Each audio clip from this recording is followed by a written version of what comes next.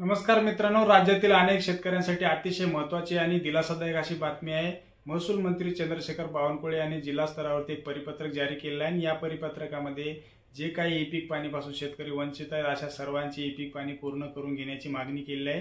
आता 100% ई-पीक पाणी होणार आहे। हो, तुम्ही बरोबर ऐकताय, कारण यामध्ये केंद्र सरकारने पण भर दिली आहे। केंद्र सरकारने ई-पीक पाणीचा 100% डेटा आम्हाला द्यावा अशी मागणी केलेली असल्यामुळे राज्य सरकार आता ई-पीक पाणी 100% पूर्ण करणार आहे।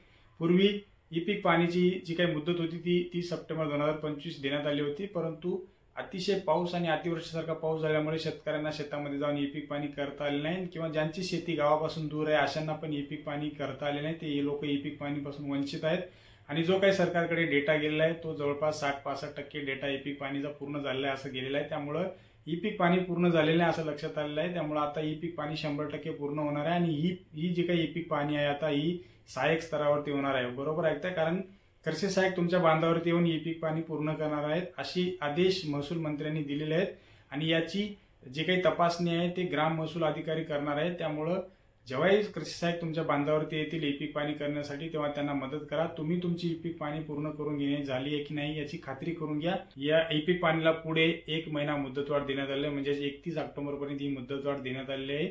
आणि मित्रांनो, अतिशय महत्त्वाचा व्हिडिओ आहे, तुमच्या जवळच्या शेतकऱ्यांना नक्की शेअर करा। व्हिडिओ आवडल्यास लाईक करा। चॅनलवरती सर्वप्रथम चॅनल सबस्क्राईब करून ठेवा। भेटूया पुढच्या व्हिडिओमध्ये। धन्यवाद।